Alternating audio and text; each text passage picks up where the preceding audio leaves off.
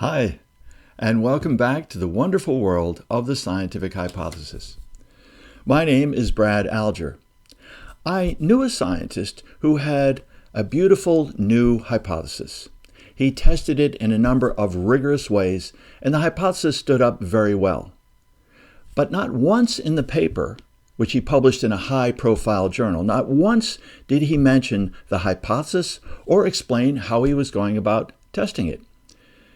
When later on I asked him why he did that, why he avoided direct statements of that kind, and he said, well, he wanted to tell a story instead. As if telling a story and using your hypothesis were incompatible, as if the hypothesis would somehow mess up the story. This is exactly backwards. There is, in fact, no better way of telling a good scientific story than by taking advantage of the narrative structure that is provided by the hypothesis.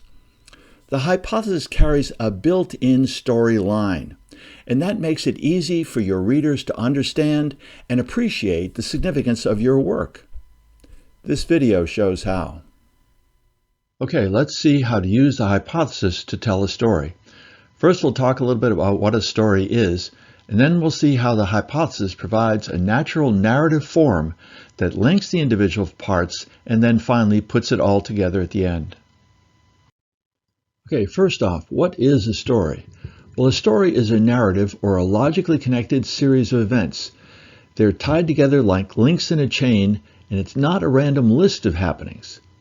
The ancient Greek philosopher Aristotle said that a story needs a beginning, a middle, and an end. Something changes between the beginning and the end. We learn something.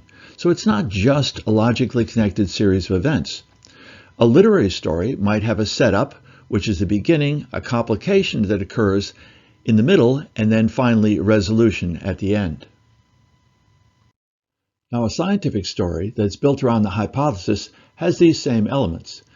It starts with a setup, or what we call the introduction, which is a statement of the problem or what is unknown that we want to solve, the hypotheses, and a sketch of the experimental plan. So these are the first couple of links. We then get into the complications, which are presented in the results. This is where we state the predictions, which are then linked to the hypotheses. We talk about the tests, which are linked to the predictions, and finally the results, which are linked to the test.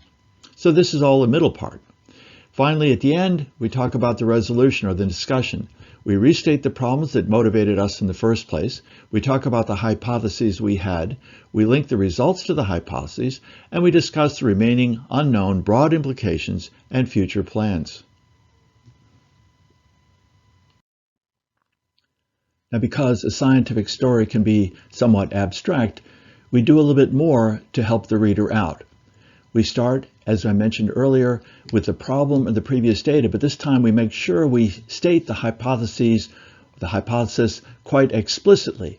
And in order to keep the reader oriented throughout the paper, we provide what we'll call some signposts. And these are little words or phrases that'll tell the reader exactly where we are and where we're going. For example, in the beginning, we might say something like, the previous observations could be explained by the following hypothesis.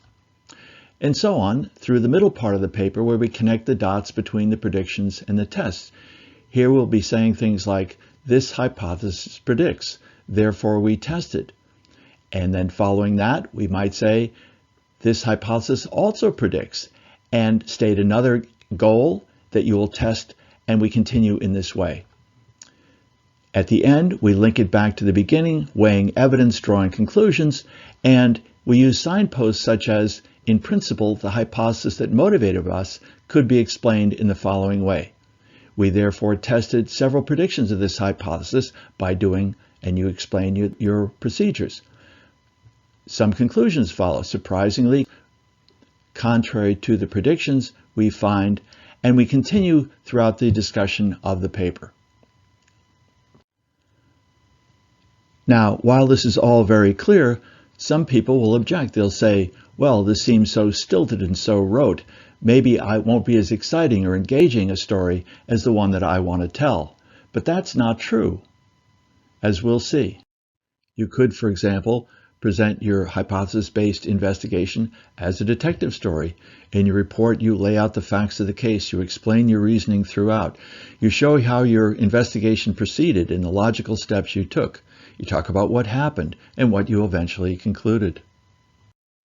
Or you could go further. You could be like Sherlock Holmes, who said when he was evaluating a number of possible suspects, "When you have eliminated the impossible, whatever remains, however improbable, must be the truth." Well, as a scientist, you have a group of suspects. These are called your hypotheses. You're going to evaluate them one at a time by drawing and testing predictions that each one would make. You'll eliminate the impossible, that is, the falsified ones, and the one that is not eliminated must be responsible. Another advantage to using the explicit hypothesis is it helps you avoid the awkward situation that's posed by this problem, that in many scientific papers you find a prediction that doesn't follow from anything that came before it. It just pops up like a flower from a sidewalk, not near a garden. It's not coming from any clear hypothetical statements, no theory, nothing.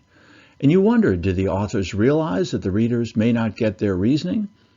Did they leave out their reasoning deliberately to challenge their readers? Or were they just embarrassed to spell out their thinking processes? Nobody knows. But what we do know for sure is that reading a paper in which a prediction jumps up out of nowhere is much more difficult than reading one in which you've been led through the paper and you can follow the reasoning at every step. Rather than leaving the readers in a state of complete puzzlement, it would be much better if the authors of these papers simply said what it was they meant, what they thought, and why. Now, let's review what we learned about telling a scientific story with a hypothesis. A good story or scientific paper hangs together. It has a beginning, a middle, and an end, and the parts are logically linked. The structure offered by a hypothesis is a natural way to tell a story. It makes sense, and it keeps the reader oriented and informed at all times. And you can tell the hypothesis story in an engaging way, not a mechanical or a stilted one. In fact, it's an ideal way to communicate important scientific ideas. Why not give it a try sometime? Thanks for watching. Remember to give it a thumbs up if you like it and subscribe to hear more. See you next time.